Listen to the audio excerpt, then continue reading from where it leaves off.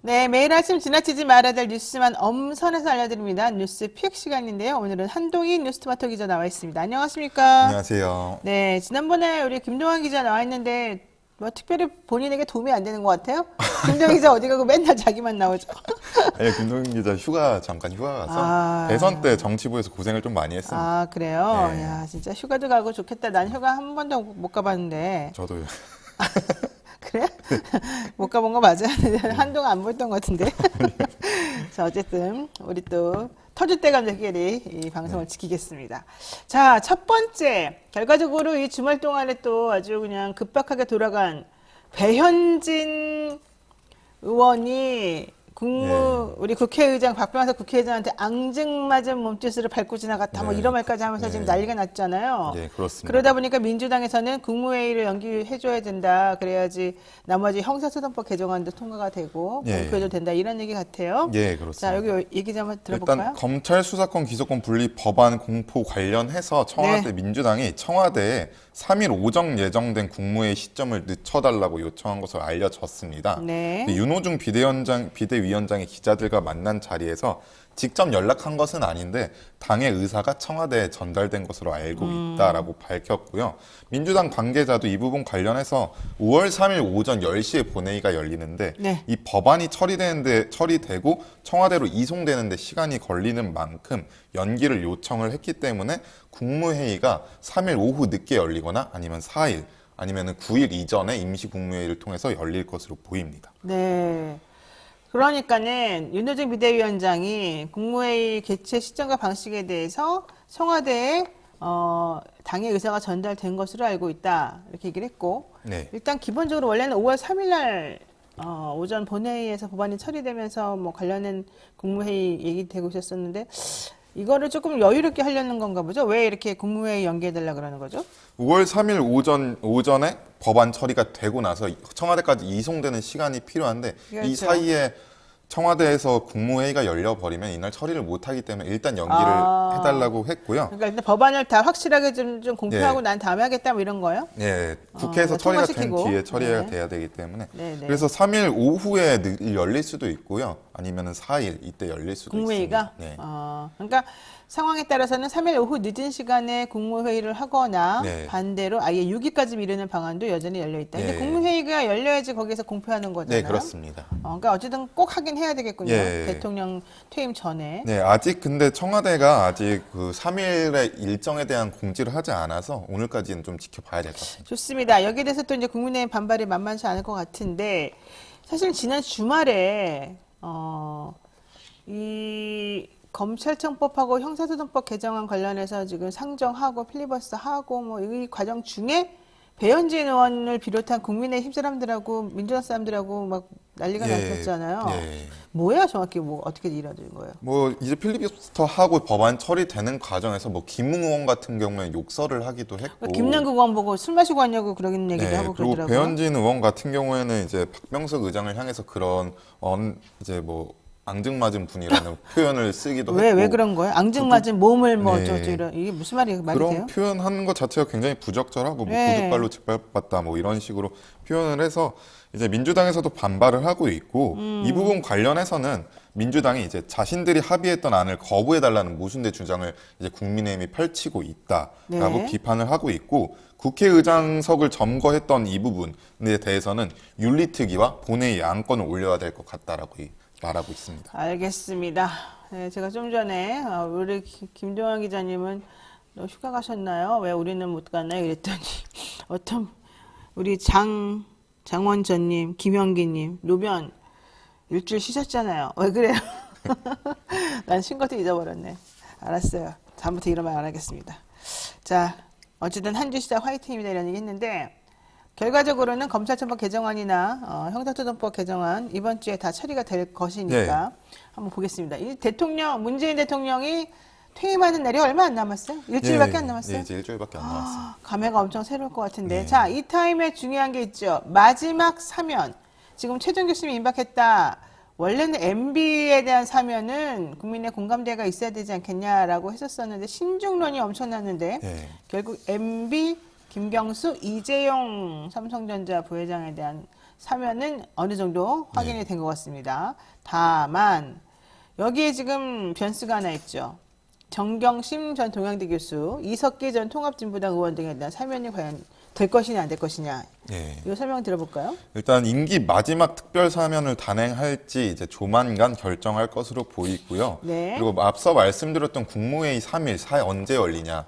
이 부분도 사실 중요한데 4일에 열릴 경우 네. 문재인 대통령도 그만큼 고민할 시간을 벌 수 있기 때문에 4일에 국무회의가 열리지 않겠느냐라는 게 그렇게 보이고요. 일단은 이명박 전 대통령에 대한 사면이 지금 거의 확실시돼 보이는데 김경수 전 경남지사도 같이 할 것으로 보입니다. 그리고 네. 또 이재용 삼성전자 부회장까지 하는 방안 등이 거론이 되고 있는데 정경심 전 동양대 교수나 이석기 전 통합진보당 의원 사면 청원도 청와대에 이미 접수가 된 상태입니다.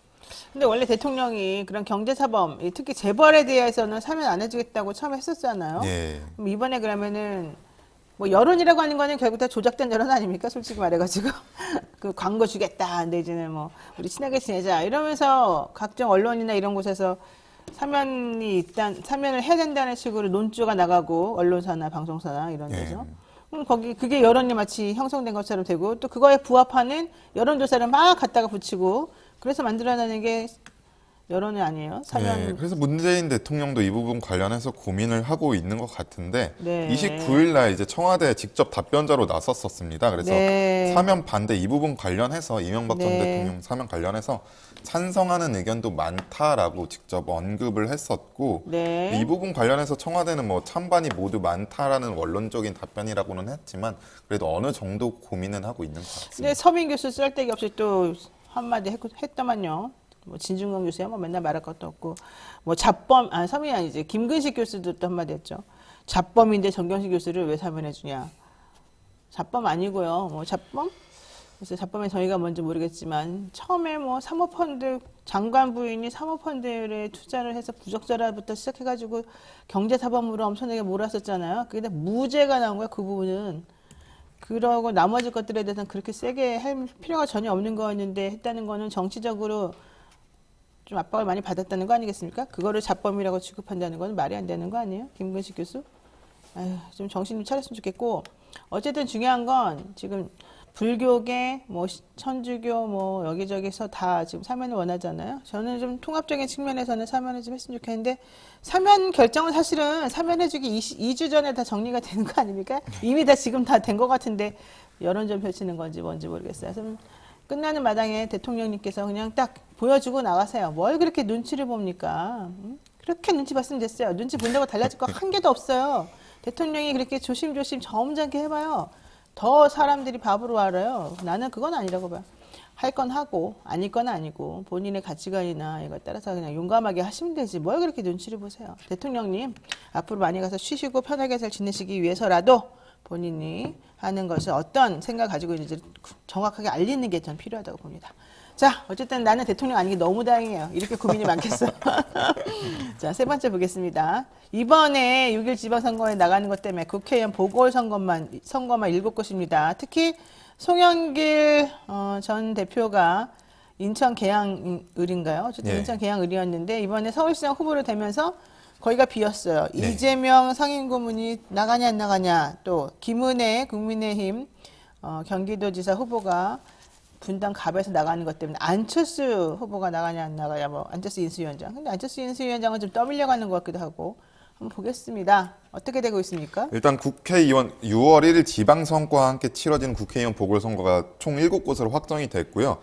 이제 더불어민주당 소속 3명 그리고 국민의힘 소속 4명이 의원직을 내려놨는데 네. 모두 지방선거 출마를 위해서 내려놨고요. 네. 인천 계양을이 이제 송영길 전 대표가 내려놓으면서 이재명 전 경기지사가 원내 입성이 필요하다는 요구가 잇따르고 있어서 네, 네. 지금 인천 계양을에 출마하는 것 아니냐 이런 얘기들이 나오고 있고 경기 성남 분당갑 같은 경우에는 김은혜 전 의원이 이제 내려놓으면서 경기도지사 출마를 위해 내려놓으면서 안철수 위원장이 출마해야 되는 것 아니냐 이런 얘기가 나오고 있습니다. 안철수 위원장이 원해요? 그거를? 내가 보기엔 아닐 안철수 것 위원장 같은데. 같은 경우에 지난달 29일에 말한 게 있는데 지금은 전혀 생각하고 있지 않다. 네, 전혀 네. 생각할 여유도 없다라고 말을 했는데 안철수 위원장 성격이었다면 원래 부정을 했었어야 되는데 부정을 하지 않은 것으로 봤을 때 지금 어느 정도는 고려를 하고 있는 것 같아 보이긴 근데 합니다. 안철수 의원은 왜 이렇게 패싱당하고 여기저기서 무슨 동네 북같이 행동을 당하죠? 본인이 노원에서 그렇게 지지도가 있잖아요. 네.